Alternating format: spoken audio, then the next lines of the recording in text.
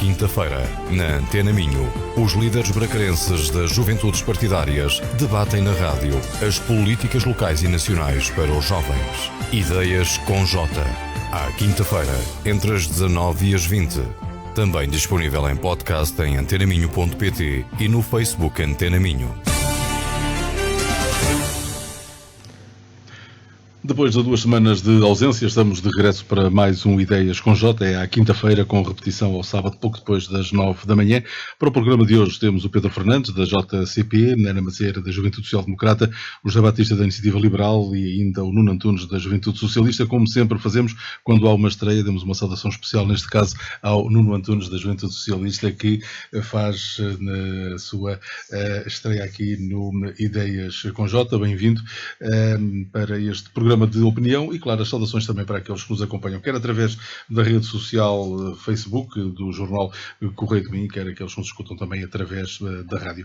Há alguns assuntos escolhidos para o programa de hoje, sendo que o Orçamento do Estado teve 2 escolhas, uma da Ana Macieira e outra por parte do Nuno Antunes, mas é pela Ana que vamos começar. O Orçamento do Estado está, foi hoje entregue, ainda com muitas interrogações no horizonte relativamente à aprovação do Orçamento, saber se é o Chega ou se é o Partido Socialista. Antes de mais, cumprimentar o Rui, cumprimentar os meus colegas de painel e aqueles que nos ouvem lá em casa. Eu não diria que existem assim tantas dúvidas. Eu acho que existe toda esta aura de suspense que o PS vai aqui incutindo, até porque claramente é um partido que está fraturado naquilo que é a ideia de aprovar ou não o orçamento, e isto também demonstra bastante aquilo que é a situação interna do PS neste momento.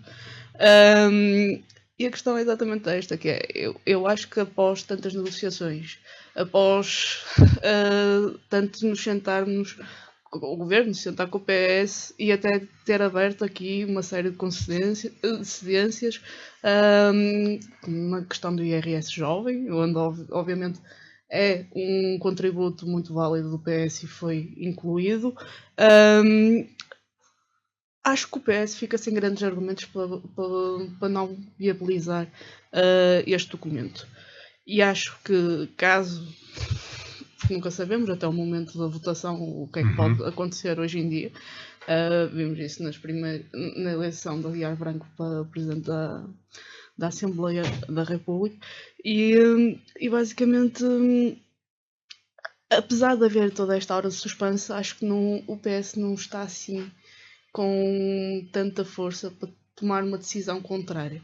Porque neste momento, se Pedro Nuno Santos, depois do atual Primeiro-Ministro, que fez uma série de cedências e ouviu o PS, se o Pedro Nuno Santos chega e vota contra e não viabiliza o governo e o governo cai por este motivo, ou se obriga o PSD o orçamento a ser viabilizado pelo PS, das duas uma. Ou está neste momento a reavivar uma força extremista que neste momento estava cada vez mais morta com o bom trabalho do governo, e passa com um papel de irresponsabilidade que atribui o ónus ao Chega de partido responsável que viabiliza o governo, ou viabiliza e fica obviamente o PS como o partido da oposição responsável, continuando a deixar o Chega ali acantonado a um canto sem grande responsabilidade na viabilização deste orçamento. E deixar aqui algumas notas, que é um orçamento que tem obviamente uma preocupação voltada para as novas gerações, para a fixação de novos talentos, para a fixação de jovens no nosso país, e isso reflete-se na questão do IRS jovem, na questão do alargamento do Porta 65, na questão do alargamento do passo social para todos os jovens até aos 23 anos, na isenção de imposto de selo e de IMT para a primeira habitação, no passo no passo ferroviário verde de 20 euros, que até era uma proposta do LIVRE que foi melhorada agora para a proposta ao orçamento pelo governo, ou seja, o governo ouviu também os pequenos partidos. Os pequenos partidos não podem dizer que não foram ouvidos.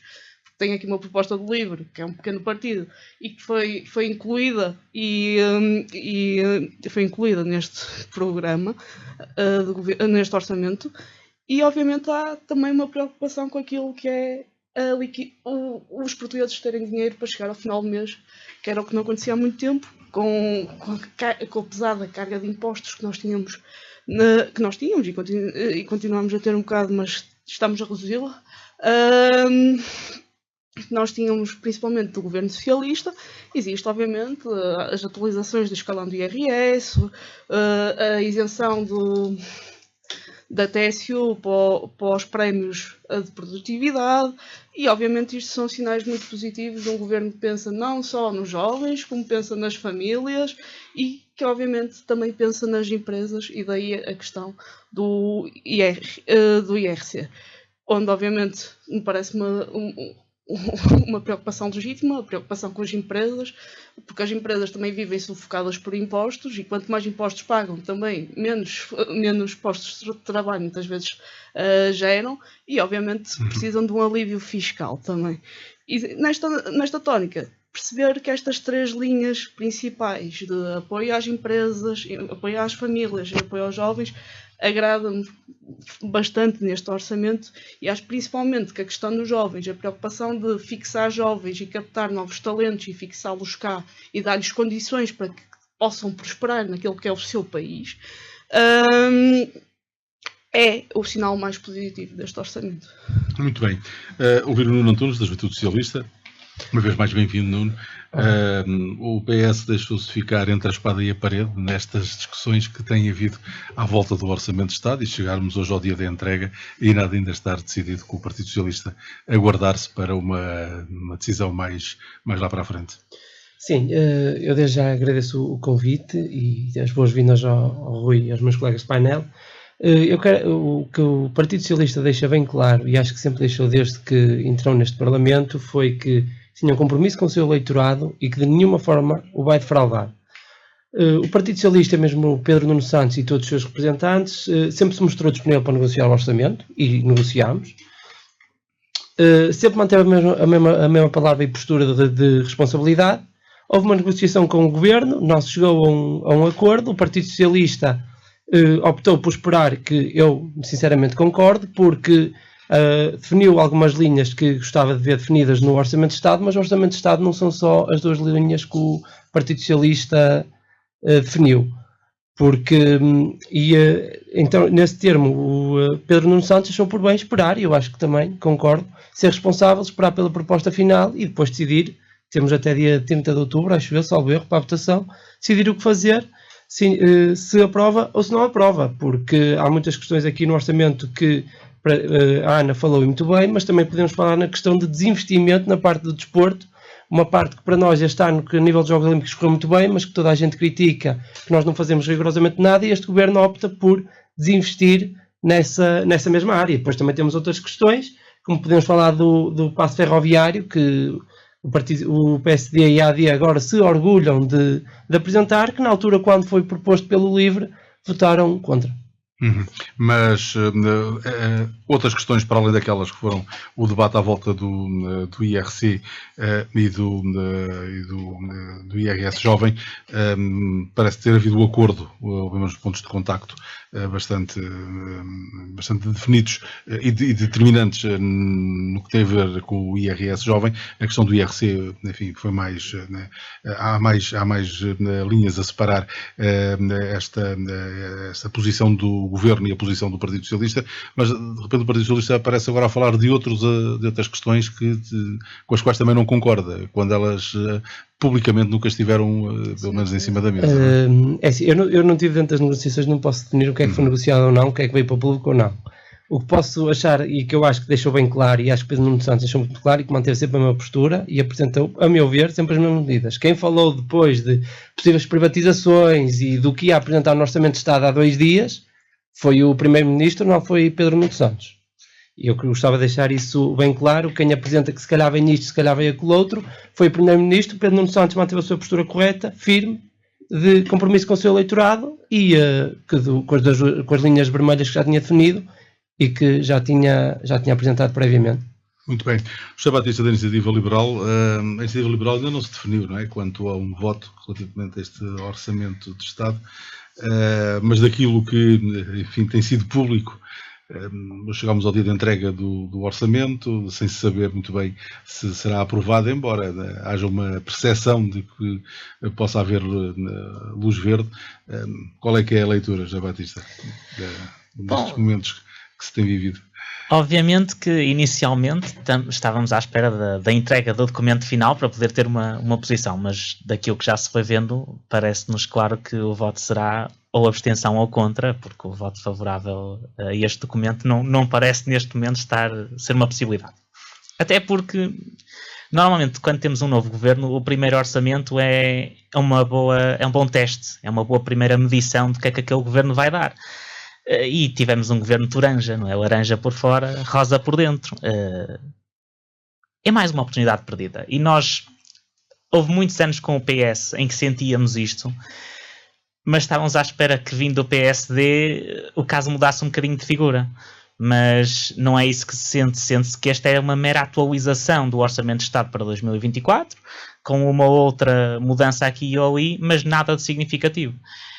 E há 2 pontos em particulares do orçamento que nos parecem claros. O primeiro, a Ana Macieira falou dele, da questão de garantir que as pessoas têm dinheiro para chegar ao fim do mês. Mas há 2 opções. Há a opção das migalhas que o PS e o PSD têm feito ao longo dos últimos anos, e a opção da IEL, que tem uma posição clara sobre impostos, que é para descer todos e para todos. Não é esta coisa do até aos 35 anos tens desconto, depois já pagas o full price. Para nós todos ainda nos alberga, ou já não é beneficiado por isso. E a outra parte é que nós continuamos com uma despesa pública demasiado alta para termos um crescimento económico sustentável. E a Iniciativa Liberal apresentou várias propostas neste âmbito, desde logo privatizações, com a TAP e a RTP à cabeça, mas também, por exemplo, o programa de poupar e premiar para cortes na função pública, em que beneficiamos aqueles que fizerem propostas para redução de despesa, e também com o critério de 3x1 para posições administrativas, ou seja, na administração pública, por cada 3 funcionários que saírem, só se contrata 1, para posições burocráticas e administrativas, ou seja, coisas como os médicos ou os professores, que são profissões especializadas, não entram.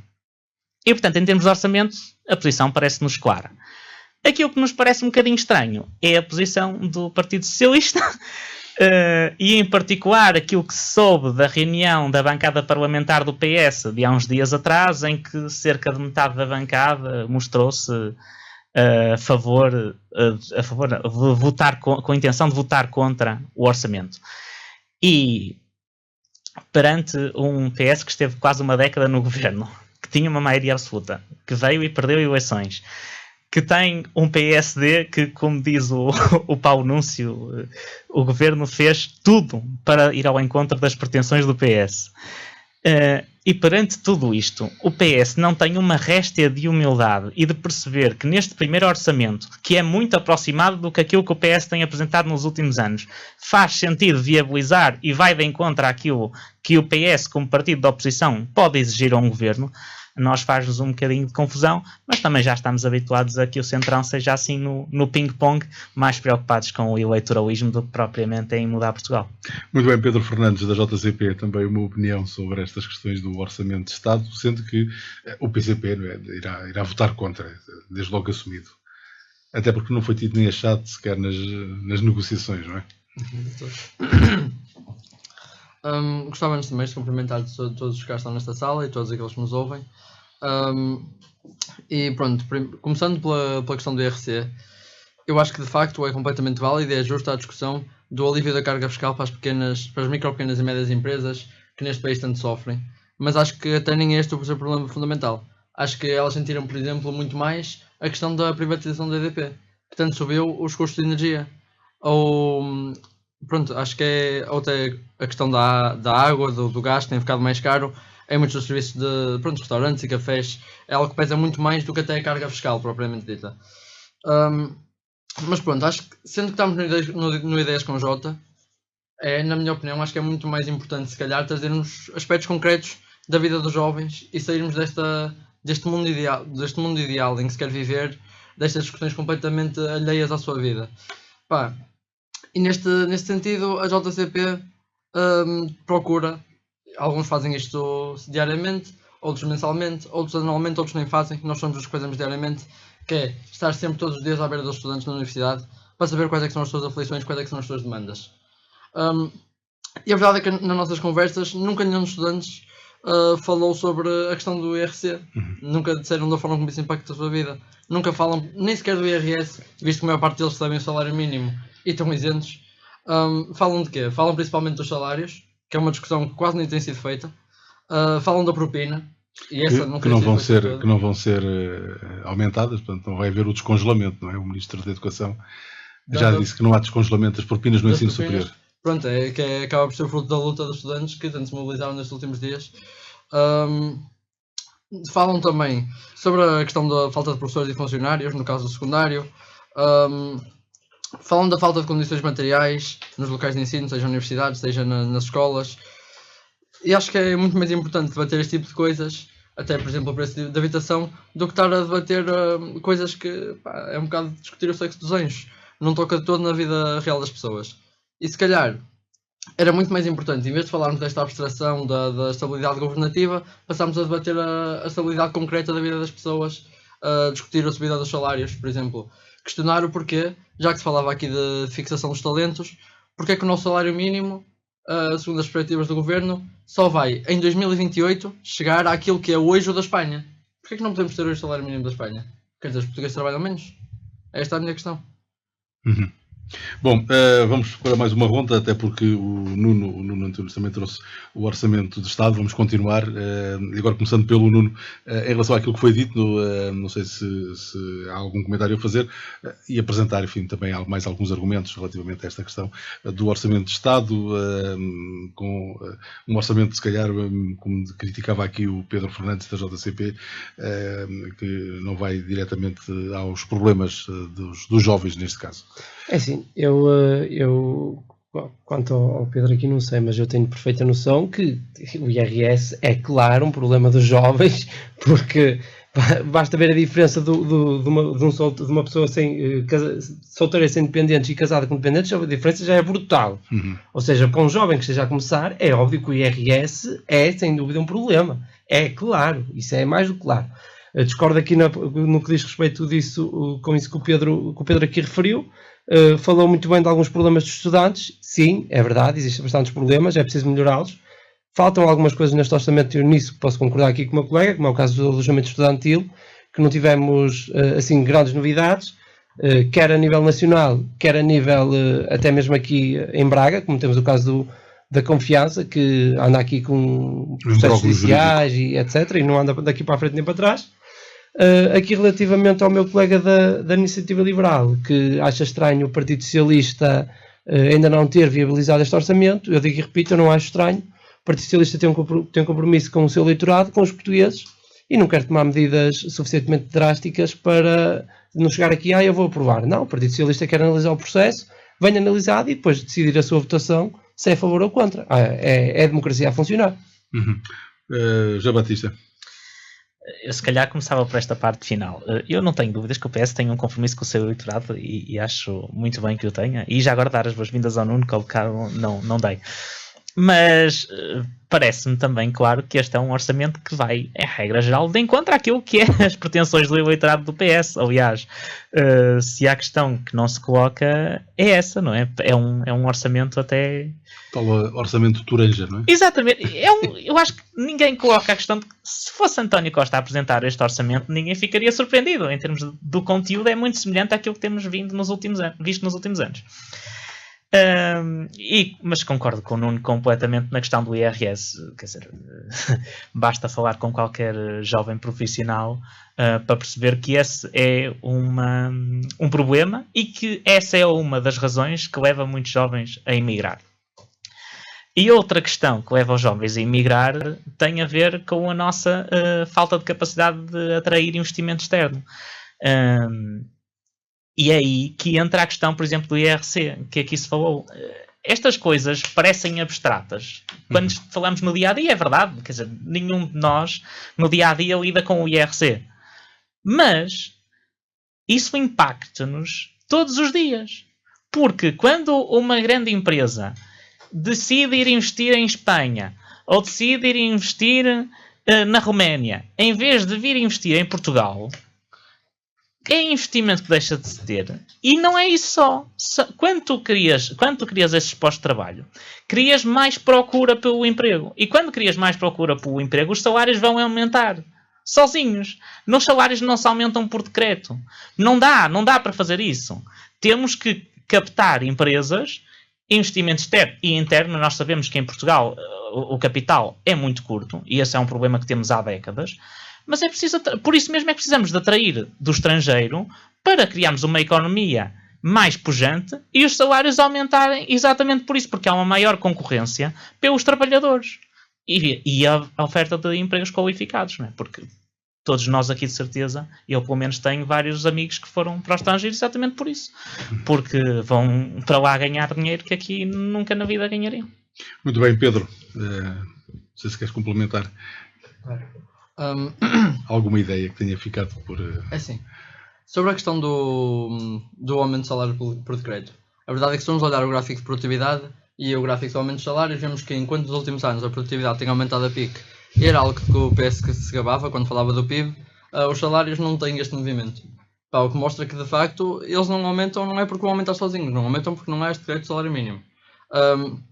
E sobre esta questão da atração de capital estrangeiro, é um bocado defender um modelo que, lá está, só existe no mundo das ideias. Até se formos a ver os países que a iniciativa liberal tanto gosta, os mais desenvolvidos dos países capitalistas, o que se vê naturalmente não é esta atração do capital estrangeiro, é sim um investimento muitas vezes público na indústria e na inovação, que é o que em Portugal falta massivamente. Só ver se me falta aqui alguma coisa para mencionar. Pronto, está tudo. Acho que é isso. Sim. Ana, um orçamento de Toranja? Não de todo. Não de todo.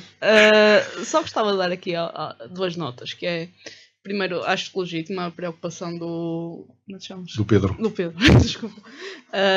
Do Pedro com o estado das escolas, das instituições. E deixar aqui algumas notas que é...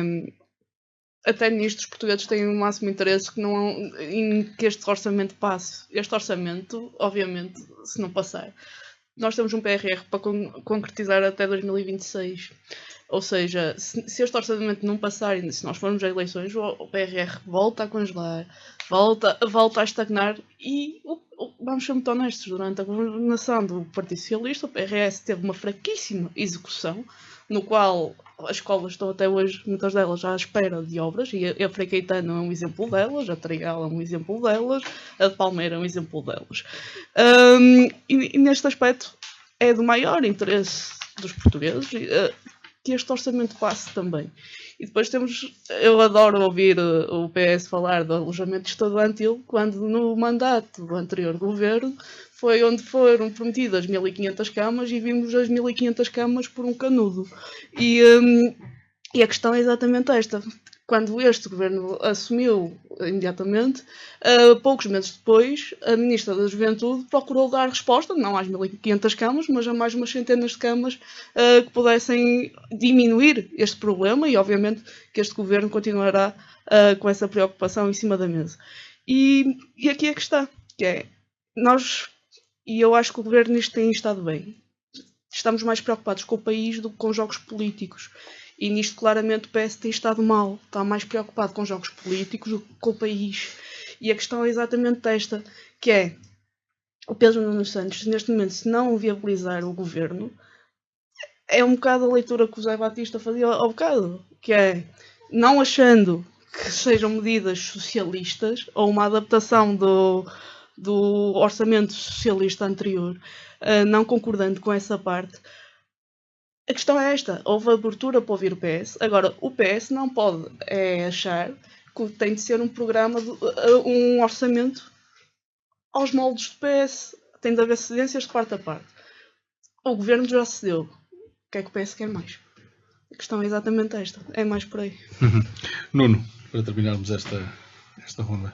É assim, eu acho caricato, e mesmo o Pedro Nuno Santos falava há uns tempos, que em 2021 falou e bem, havia uma questão, estávamos numa posição idêntica, uma questão de aprovação que podia não acontecer, ou pode não, neste caso pode não acontecer, na altura não aconteceu, e a pressão estava toda ela sobre o Partido Socialista, que tinha de arranjar soluções para que o mesmo fosse feito. Aqui, no que diz respeito ao AD, apresenta meia dúzia de medidas e diz-me, agora tens de passar porque isto é assim. Não, isto não é assim. O Partido Socialista, como eu disse bem, quer analisar uma proposta e defini-la bem até ao fim e ver se passa ou não. Se o orçamento é de Toranja, ou seja lá de qual for, se o Partido Socialista achar que o deve viabilizar, força. Se não, vamos ver o que é que nos reserva, porque não é, no que eu salvo o erro, não é só o Partido Socialista que está no Parlamento, e o Governo podia negociar com outros partidos lá presentes também. Muito bem, José Batista, não sei se queres acrescentar algo mais, senão íamos para o assunto. Não, acho que podemos passar. Vamos para o tema que escolheste para o programa de hoje e que tem a ver com o plano do Governo para a comunicação social, que não foi uma apresentação de todo pacífica e que não colheu propriamente a unanimidade. Já não falta a questão relacionada com os auriculares, por exemplo, a questão da publicidade da RTP e algumas medidas que vão ter impacto, apesar de tudo, positivo na imprensa local. A questão dos portos pagos, a questão do preço da Lusa, enfim, outras medidas, fazer chegar jornais e revistas ao interior, mas isto, bom, é apenas a minha pincelada sobre o assunto, porque o resto é contigo. O Governo apresentou um plano de ação para a comunicação social com 30 propostas e aquilo tudo muito, muito espremido. O que lá está é o método preferido da esquerda, que é deitar dinheiro para cima dos problemas a ver se eles se resolvem. Quer-se-me parecer que não é suficiente e que não funcionará. Eu acho que poderia estar aqui a falar das 30 propostas. Parece-me que a grande maioria delas são questionáveis. Há uma, que é logo a primeira, pelo menos, o documento pelo menos começa bem. Há uma que é claramente positiva, que é a criação do Código da Comunicação Social. Nós realmente em Portugal temos um problema grave de legislação avulsa e parece-me que a codificação é um bom caminho para que estamos a dar no sentido certo. Agora, depois o resto, lá está. Temos a questão, por exemplo, da USA, que há vontade de comprar o remanescente do capital social que ainda não é estatal. Temos incentivos à contratação, temos publicação de deliberações autárquicas, temos direito de antena nas rádios locais. Isto são pensos rápidos, não é? É dar algum dinheiro aos órgãos de comunicação social no presente, mas sem resolver problemas de fundo. E essa resolução não é fácil, é verdade, e deve vir dos dois lados. Deve vir da ação governativa, mas deve vir também da responsabilização dos próprios órgãos de comunicação social por algumas das suas decisões. E lembramos-nos todos do debate que fizemos sobre a questão dos debates das eleições, não é? No passado faziam-se debates de 1, 2, 3 horas e agora a maior parte deles são ali aglutinhados em uns 20 minutinhos. E quer dizer, se os órgãos de comunicação social às vezes contribuem para esta ideia dos mídia de fast food, também não podem eximir-se das suas responsabilidades nessa parte. Agora, eu destacava aqui inicialmente 2 pontos que me pareceram mais importantes. O primeiro sobre a publicidade, e que o Luís Montenegro apresentou a parte da RTP. A parte da RTP em si, primeiro, é um bocadinho talvez exagerada a preocupação, porque a RTP atualmente tem 6 minutos de publicidade por cada hora, ou seja, não estamos a falar de um valor absurdamente alto, e portanto tirar a RTP essa receita acaba por lhe tirar também alguma independência. E a palavra independência é importante quando se fala quer dos órgãos de comunicação social, quer quando se fala do discurso do Luís Montenegro e do plano que o governo do Luís Montenegro apresentou. Porque fala-se muitas vezes naquele plano de independência, mas, para dar um exemplo, na RTP fala-se em dar independência com a nova concessão e depois, exatamente na proposta a seguir, o governo vem dizer que a RTP deve ter um programa de fact-checking. Ou o governo dá realmente independência, ou o governo quer decidir os critérios editoriais de que programas é que a RTP produz. E não dá para combinar as duas e não dá para se dizer que se quer dar independência e depois querer-se escolher que programas é que a RTP passa. E sem a receita da publicidade, a RTP está ainda mais dependente. E a outra parte que me parece talvez a mais problemática de todo o discurso do Luís Montenegro, tirando aquele clipe de 1 minuto dos microfones que foi assim um bocadinho estranho, mas foi a parte em que ele disse que muitas vezes as redes sociais são uma ameaça à democracia e disse também que... Como é que foi que ele disse? Que temos que ver se as discussões nas redes sociais têm um espírito democrático. Eu não sei como é que se analisa o espírito das discussões. Não sei se há um medidómetro para isso, mas que eu saiba, ainda não há.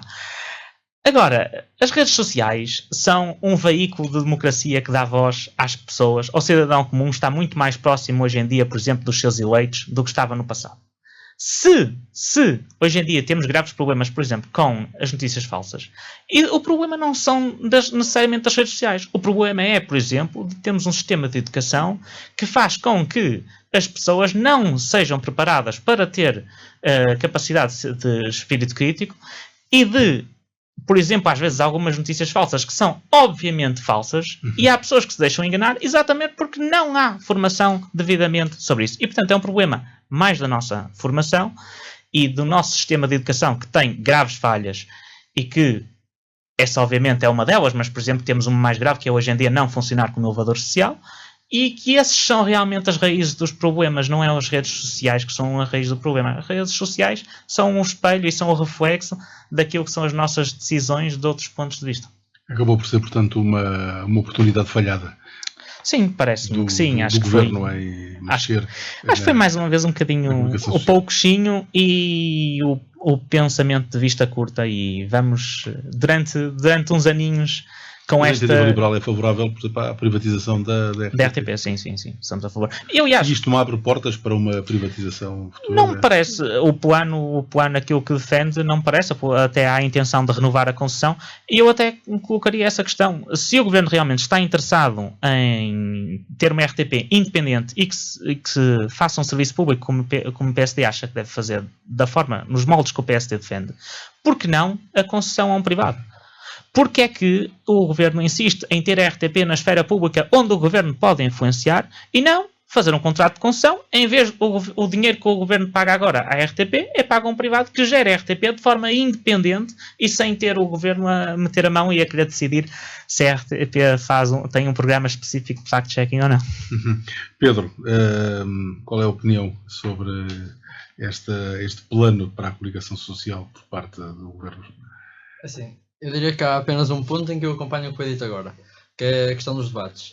Não deixa de ser engraçado, de facto, termos debates de, às vezes, de 15 minutos para cada um falar e depois termos 2 horas de comentadores a falar sobre aquilo. Quer dizer, é um bocado empurrar para as pessoas a opinião deles, lá está, é forçar, no fundo, empurrar pela goela aquilo que a televisão quer que as pessoas pensem.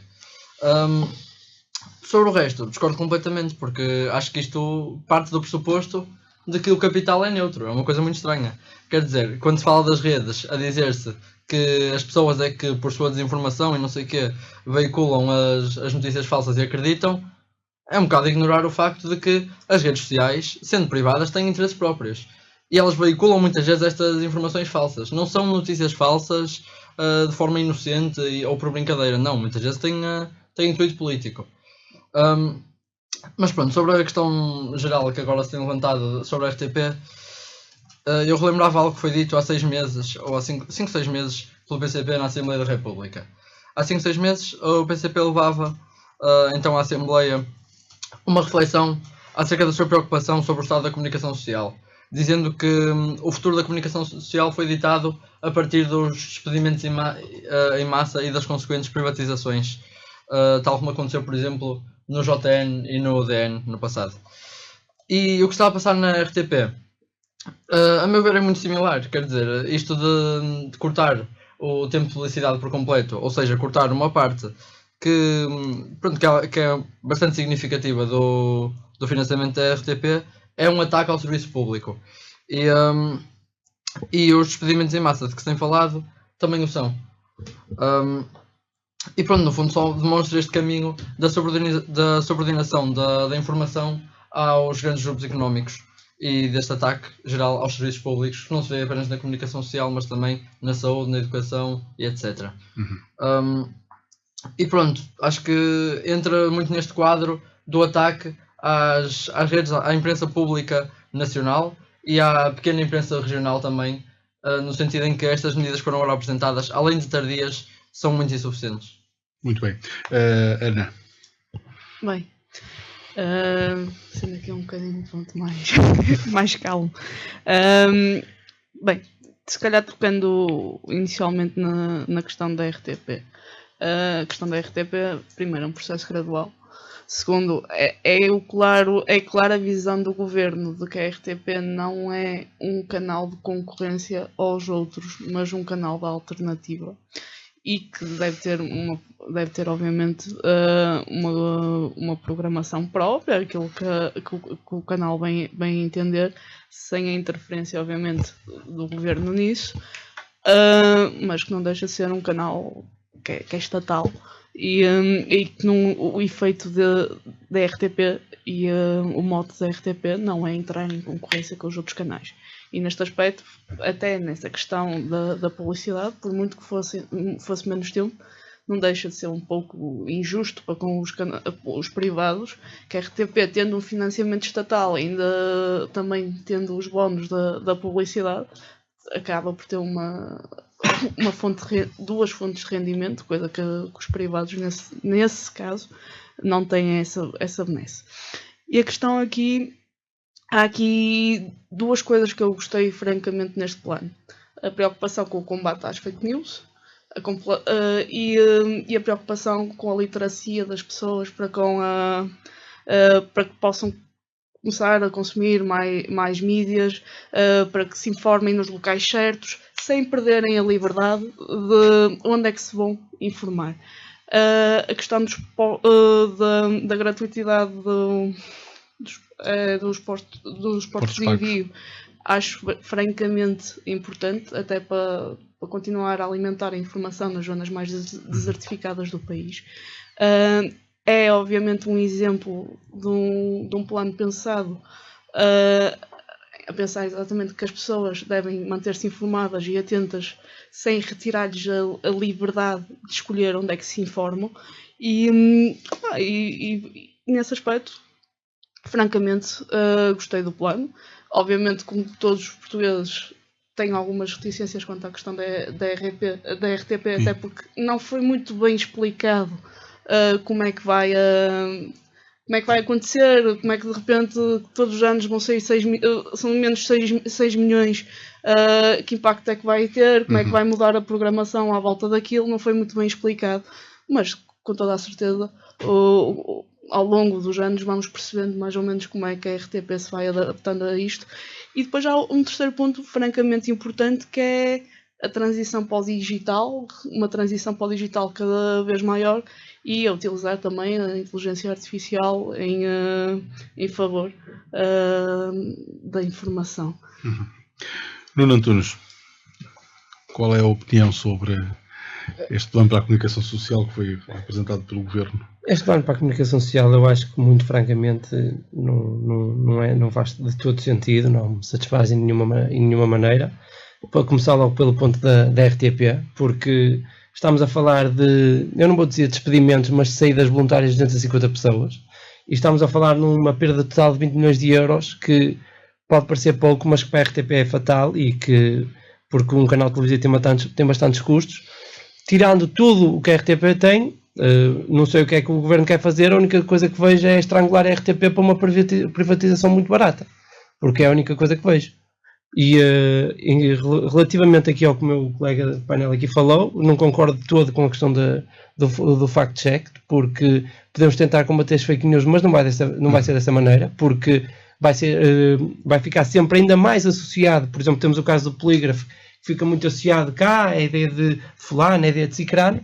No caso da RTP ia ser só, isto aqui é a ideia do Governo, por isso é que eles disseram que era mentira. Acho que não faz de todo cabido.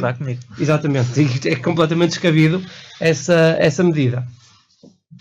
Voltar à questão da RTP, eu acho que se formos a comparar o que a RTP faz comparado com os outros canais, em canal aberto, se nós repararmos depois do jornal das 8 da noite o que é que dá na RTP e o que é que dá na SIC ou na TVI, é completamente absurdo. Eu acho que a RTP tem um papel fundamental em entregar as notícias às pessoas, falar sobre o que realmente importa e não se focar só no interesse pessoal de algum privado, que a meu ver não faz todo sentido. Uhum.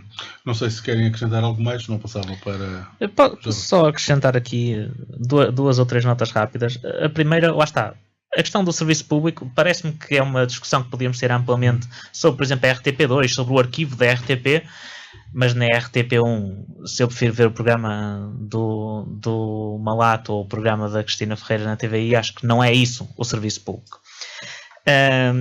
Dizer também aqui só sobre a questão do capital, claro que o capital não é neutro, ninguém é neutro, o problema é o mito da neutralidade, o Estado também não é neutro, essa é que é a questão, o Estado não é neutro, o Estado é influenciado pelas pessoas como o capital é influenciado pelas pessoas.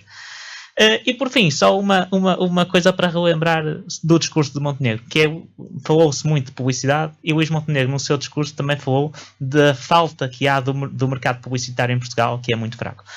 Isso acaba por nos trazer de volta ao primeiro tema, que é porque é que há isso? Porque temos uma economia anémica e que um orçamento de Estado deste ano que não vai em nada resolver isso. Uhum. O Nuno pediu-me há pouco também para ainda acrescentar algo mais.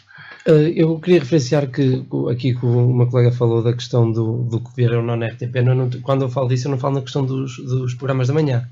Como eu disse bem a seguir, programas da noite. Temos o canais, por exemplo, a RTP é a única televisão que eu vejo a fazer regularmente programas como é o É ou Não É, que se fala sempre de questões fulcrais e preocupantes para o país e para a sociedade em geral. Acho que é esse serviço que a RTP faz, e muito bem, e deve continuar a fazê-lo. Faz nesse caso do É ou Não É, promover outros tipos de desportos, porque, por exemplo, foi na RTP que passou os Jogos Olímpicos, é na RTP que passa a Volta à França. Todo esse serviço que os privados não querem, e há muita gente interessada em Portugal, e esse conteúdo continua a ser importante, a RTP faz, e é por isso que eu sou contra a privatização da mesma. E até a nível cultural, peças de teatro e tudo isso. A RTP antigamente passava mais. É só uma nota. Sim, perdeu-se essas práticas de programação, mas os tempos também foram mudando. Pedro. Se eu pudesse também dizer alguma coisa para concluir. Claro, depois vai ficar com a bola para continuares o jogo. Pronto, acho muito positivo que estejamos de acordo, de facto. Nada é neutro, eu concordo com que a neutralidade é um mito e em tudo o que tem agência política, de facto, tudo tem caráter de classe, nomeadamente o Estado. O Estado também tem intrinsecamente um caráter de classe, naturalmente. E queria apenas com este RTP aproveitar para mencionar uma luta do PCP já muito antiga, que é a questão da cultura e que agora também se falava. Atualmente, o orçamento para a cultura não chega a 1%. E a maior parte dele vai para a RTP. E, infelizmente, com este corte do financiamento da RTP, não no que vem do Orçamento de Estado, mas sim na publicidade, a verdade é que a cultura em Portugal, que estava tão dependente deste meio, e não devia estar, só sai a perder. E pronto, queria apenas mencionar e valorizar também a proposta do PCP da criação de um Serviço Nacional de Cultura, que acho que seria muito positivo. Muito bem. Vamos para o tema do Pedro Fernandes da JCP, a situação no Médio Oriente. Que não dá mostra de querer abrandar, não é? O conflito. Exato.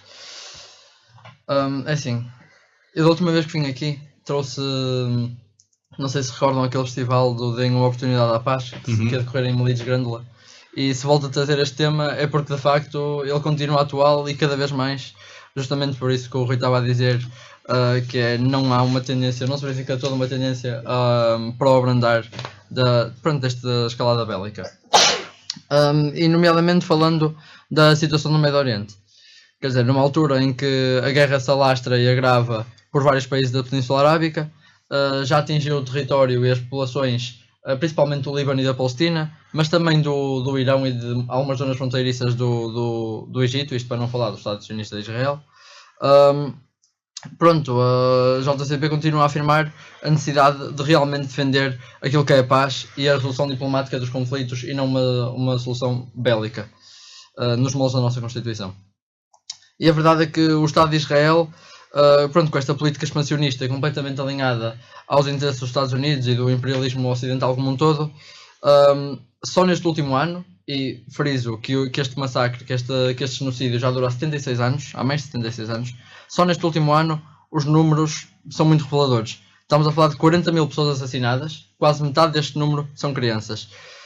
Já para não falar das 21 mil crianças que estão desaparecidas, das 4 mil crianças que tiveram membros amputados, das 125 escolas ou universidades que estão completamente destruídas, e dos 23 em 38 hospitais que deixaram de funcionar em Gaza, em parte também, não só por causa da destruição das infraestruturas, mas também da morte ou do assassinato de cerca de 1000 trabalhadores da área da saúde. Estamos a falar de uma população, a população de Gaza, que está com uma taxa de 96% no que toca à insegurança alimentar. E também para falar de Gaza, 2/3 dos edifícios estão danificados ou destruídos. E isto está claramente ligado aos quase 18 mil milhões de euros que foram cedidos pelos Estados Unidos a Israel, para além das 14 mil bombas de alta destruição. Pronto, e eu trago aqui 2 ou 3 perguntas. Sendo a primeira, que é: deverá o Estado português apoiar ou continuar a apoiar o colonialismo e o genocídio, tal como fez quando não aplicou qualquer tipo de sanção àquele barco português que levava material bélico para Israel? Ou será que deve mostrar solidariedade realmente com os povos da Palestina e do Líbano? A segunda pergunta é se o Estado português deverá manter esta política bélica ou se deve defender a sua Constituição e com o seu artigo 7º. E assumindo que a resposta a estas 2 perguntas anteriores é bastante óbvia, eu queria fazer a pergunta final, que é: qual é que é a dificuldade que o Governo tem em não se isolar do mundo e, tal como a maior parte do mundo está a fazer, reconhecer o Estado da Palestina? São as questões levantadas pelo Pedro Fernandes. Eu prossigo agora pelo José Batista para terminar na Ana. José Batista, esta questão do conflito que começou por ser entre o Estado de Israel e Hezbollah, na faixa de Gaza, já se estendeu ao Líbano, já teve o Irão pelo meio, também já chegou à Síria. Este é um tema tão largo, uma pessoa podia fazer um congresso de uma semana sobre isto e ainda ficava muita coisa por dizer. Portanto, vou tentar cingir-me aqui a 2 ou 3 pontos.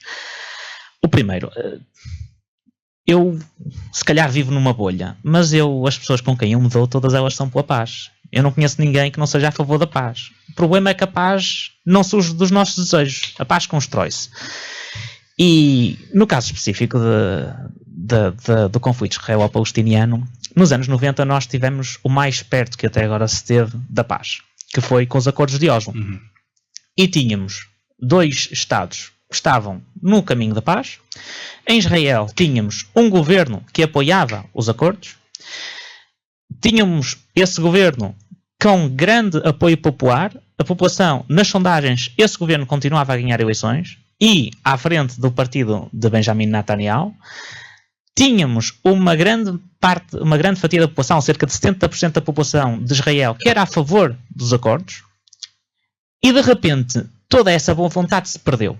E se perdeu porquê? Com o crescimento desmesurado dos ataques suicidas, bombistas do Hamas a alvos civis. E, portanto, nós temos que ser claros. Não vai haver paz enquanto houver Hamas. Isso é um ponto assente. E Israel, ninguém pode defender algumas das coisas que Israel fez no passado e que continua a fazer hoje. Claro que não. Mas não nos podemos esquecer que Israel, naquela região, continua a ser o mal menor.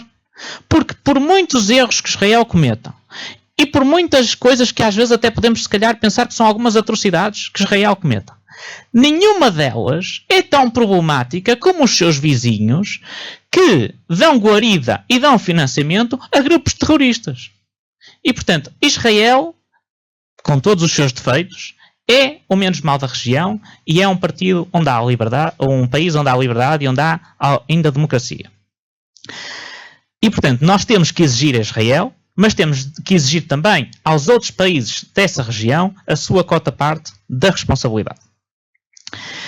Uma segunda questão que eu percebo que este é um tema sensível, mas eu às vezes ouço alguns partidos falar, especialmente à esquerda, e em particular em Portugal o PCP e o Bloco de Esquerda, e se algumas das suas preocupações me parecem legítimas, há outras coisas que eu também não posso deixar de colocar, que é, olhando para os seus discursos, eu pergunto, no dia 7 de outubro de 2023, se o chefe de Estado de Israel fosse do Bloco de Esquerda ou do PCP, o que é que vocês diziam ao país? Porque a forma como estes dois partidos ignoram o massacre de 7 de outubro, a mim preocupa-me. E não é um bom sinal que partidos democráticos queiram olhar para o lado e achar que só um lado é que é problemático quando o outro também comete massacres. E por fim, só para acabar, só aqui uma nota final, que é isto do conflito palestiniano dá muito jeito ao PCP e ao Bloco de Esquerda, porque se tira as atenções daquele que deve ser o conflito com o qual temos que estar mais preocupados, que é o conflito da Ucrânia, no qual o PCP continua a ter uma posição vergonhosa, fala da paz pela paz, sem dar motivações concretas, não quer que nós ajudemos os nossos irmãos ucranianos que estão a debater-se pela democracia e pela liberdade na Europa, que são o nosso paredão contra a invasão russa. E não, o PCP quer a paz pelos desejos dos unicórnios. Não acontece. E, portanto, esse era o desafio que eu deixo ao PCP aqui, é esse. É tomar uma posição forte em defesa da Ucrânia, porque a primeira prioridade que temos que ter em termos bélicos hoje em dia é a defesa da Europa, é a defesa da liberdade na Europa, e essa está a fazer-se na Ucrânia. Nuno Antunes. Para não me alargar muito, para também dar mais tempo à Ana, que aqui o meu colega já falou e muito bem, e com algumas coisas que eu concordo. Eu sou a favor da paz, seja ela por quem for, e aqui em certa parte o meu colega referiu uma coisa que eu já ia referir, que era a questão de 7 de outubro, aquele massacre brutal que não faz sentido rigorosamente nenhum. Eu não sei, que aqui o Pedro falou de possíveis apoios ao Hamas, não sei para quê, só se for para possíveis mais massacres e para acontecer mais coisas deste género e provocamos ainda mais guerra. Depois, voltando à questão, e concordo aqui também plenamente com o meu colega da Iniciativa Liberal, acho ridícula a postura do PCP perante a guerra na Ucrânia, continuar a defender a Rússia e achar que é assim e vai ficar tudo bem, opa, e os outros que cedam, porque nós aqui não vamos fazer nada para haver paz. E como falou aqui em 1990, havia cedências dos dois lados, foi o mais perto que lá tivemos, no caso do Hamas e de Israel. Neste caso da Ucrânia não é bem assim. Podemos relembrar que ainda há bem pouco tempo, em 2014, a Rússia chegou ali e disse: olha, esta parte da Ucrânia passa a ser meu, porque me apeteceu, e agora decide entrar pela Ucrânia adiante e dizer que isto agora vai ser meu, e quem sabe, pela Europa fora. Muito bem. Ana Macieira também. Bem, já não há muito mais a dizer, Não já há foi muito tudo mais dito. a dizer. O tempo também não é muito da criação. Concordo em boa parte com o Zé Batista e com o Nuno. Dizer que obviamente ele não estava a pedir apoio para o Hamas, mas para a Palestina. Sim, só para ajudar. Só para ajudar. Para a Palestina, desculpa. Essa correção. Mas obviamente estes partidos mais à esquerda utilizam muito isto para que esqueçamos a questão da Ucrânia, e isto tem sido evidente. Fala-se tanto em Palestina e eu nunca percebi porque é que não fazem manifestações pela Ucrânia também, pela solidariedade pela Ucrânia.